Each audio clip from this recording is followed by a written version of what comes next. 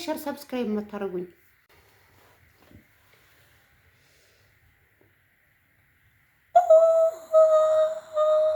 ነው የሚያስብለው ነው የሚያስብለው።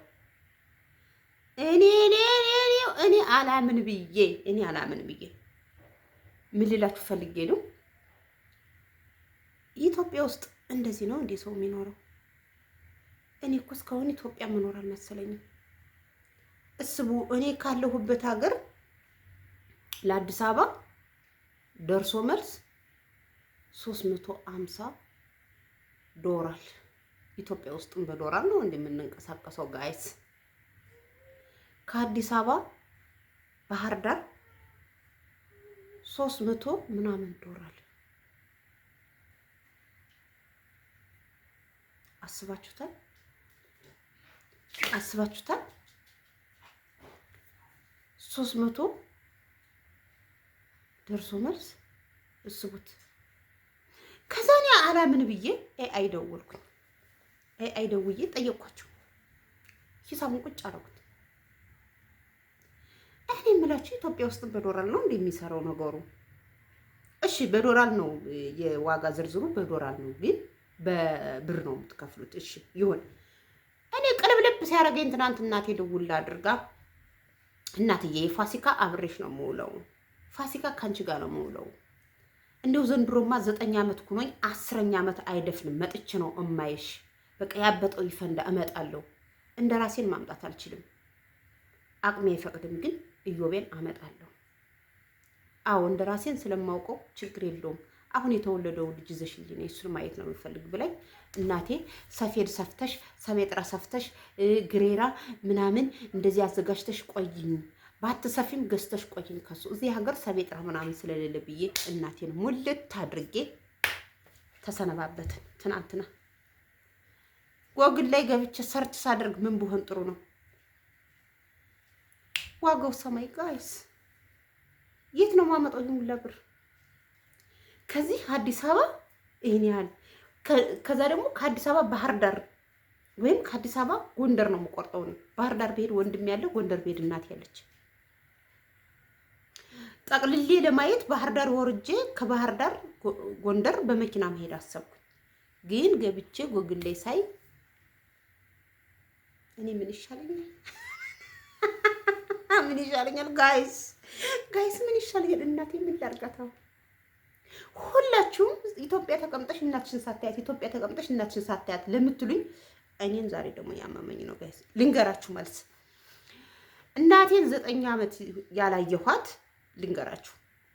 9 ዓመት አለማየት ነፍጊያት አይደለም፣ እናት ናት። ትናፍቀኛለች፣ እሳሳለሁ። እናት ናት፣ እኔ ምናፍቃታለሁ፣ ትሳሳለች። ግን እኔ ከዱባይ ስመጣ የ7 ብር ቢጃማ ነው ለብሼ የመጣሁት። ምንም ሳልይዝ ነው የመጣሁት። ሰተት ብዬ ከእናቴ ቤት መቼም አልሄድም በባዶ እጅ። ከዛ በፊት ያለው ሱዳን 3 ዓመት ተቀመጥኩ። ከ3 ዓመት ተነስቼ ዱባይ 3 ዓመት ተቀመጥኩ። 3 ዓመት ሊሞላኝ ሲል ወደ ኢትዮጵያ መጣሁ። ኢትዮጵያ 3 ዓመት ሞላኝ። ስንት ሆነ? 9 ዓመት። አሁን 10ኛ ዓመት ሊሞላ ነው። እንዲሁ እኔ በእናቴ ጨክኜ ይመስላችኋል? እጄ ባዶ ሆኖ ነው። ስለማይሳካ ነው፣ ስላልሞላልኝ። ዘንድሮ ግን ያበጠው ይፈንዳ። ከዚህ አዲስ አበባ 10 ሺህ ብር እኔ ያሰብኩት ማለት ነው። ከዚህ አዲስ አበባ 10 ሺህ ብር፣ ከአዲስ አበባ ባህር ዳር 10 ሺህ ብር ወይ 15 ሺህ ብር፣ ከዛ ከጎንደር በመኪና ምናምን፣ ከዛ ለእናቴ አንዳንድ ወጭ ምናምን በቃ እንዲሁ በአጠቃላይ ደርሶ መልስ 50 ሺህ ብር ብፈጅ 50 ሺህ ብር ለአንዳንድ ወጭ ባወጣ 100 ሺህ ብር ይበቃኛል ብዬ ነበረ ጋይስ። እንደዛ አስቤው ነበር። እግዚአብሔር ምስክሬ ነው። አሁን ግን ከ100 ሺህ ብር በላይ ሆነ።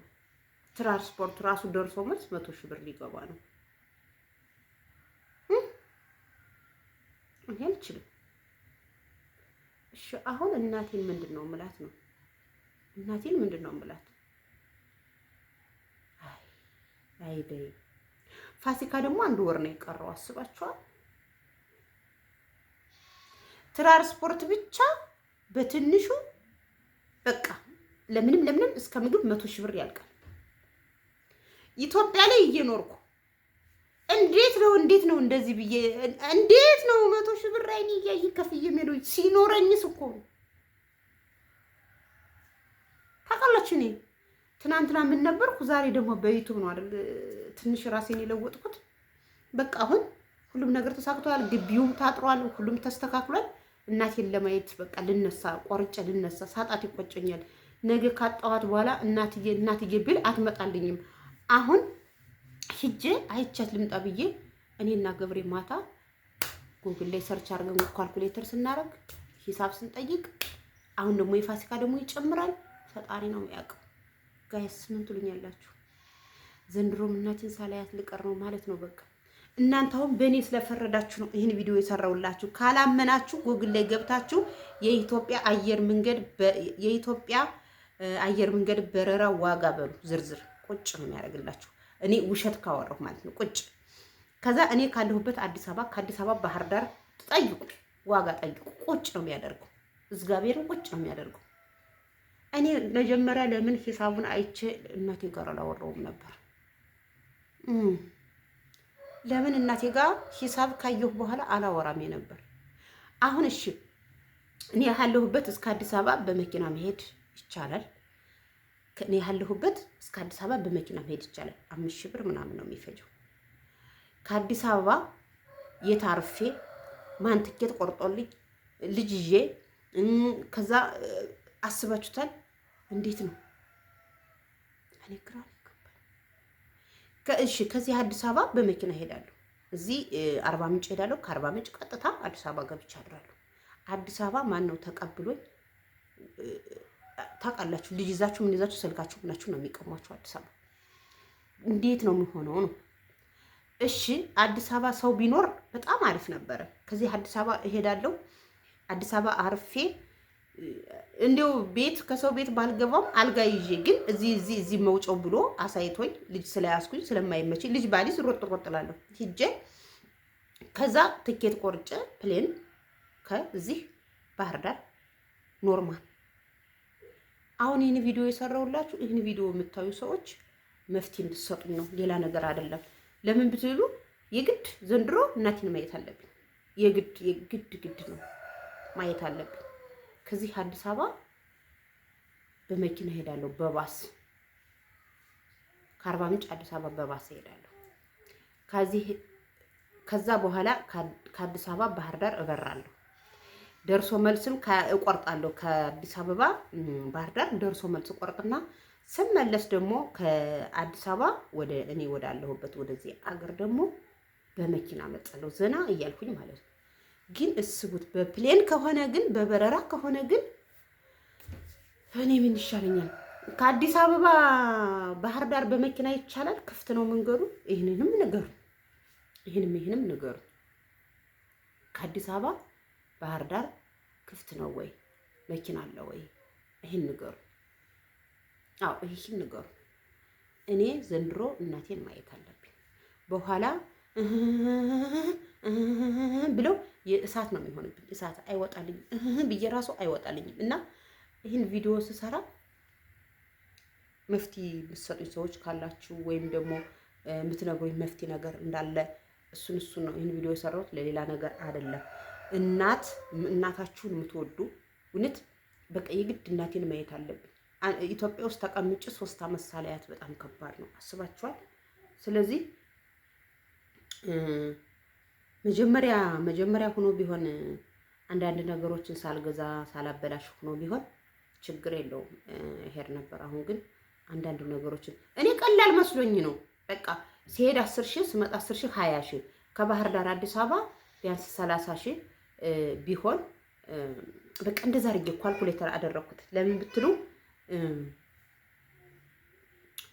በቃ ትንሽ ነው ይመስለኝ። የዚህን ያህል ኦቨር ዋጋ አይመስለኝም። ቅርብ እኮ ነው።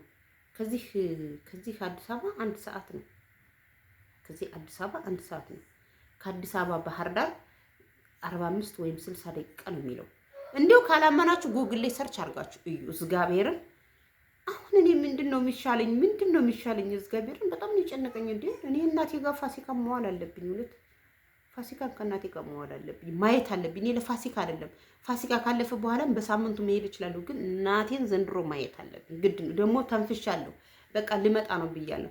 ስለዚህ ውዶችዬ የሆነ መፍትሄ ነገር ንገሩኝ፣ የሆነ መላ በሉኝ። እግዚአብሔርን የሆነ መላ በሉኝ። መላ በሉኝ። እኔ በቃ እናቴ አዝናብኛለች። እውነት እናቴ በጣም በአፏ ባታወጣውም በልቧ በጣም አዝናብኛለች። እንድታዝንብኝ ደግሞ አልፈልግም። ገብቷችኋል? እኔም እናት ነኝ። ነገ ልጆች ምን እንደሚገጥሙ ከኔ ጋር እንደሚገጥማቸው አላቅም። ስለዚህ እናቴ ማየት አለብኝ። ሰው የዘራውን ነው የሚያጭደው የሚባል ነገር አለ። በፊት እሺ ምንም ነገር ግራ ተጋብቼ ነው ምናምን። አሁን ግን ለምን እናቴ ማየት አለብኝ። እግዚአብሔር ግድ ነው ማየት አለብኝ እናቴ። እና በረረው ለምንድን ነው ይሄን ያህል ኦቨር የሆነ ኢትዮጵያ ውስጥ ለምንድን ነው እንደዚህ እሳት ያደረጉት? አቅም የሌለው ሰው እንዴት ነው መንቀሳቀስ የሚችለው? ምን ነው የዚህን ያህል ውድ ሆነ?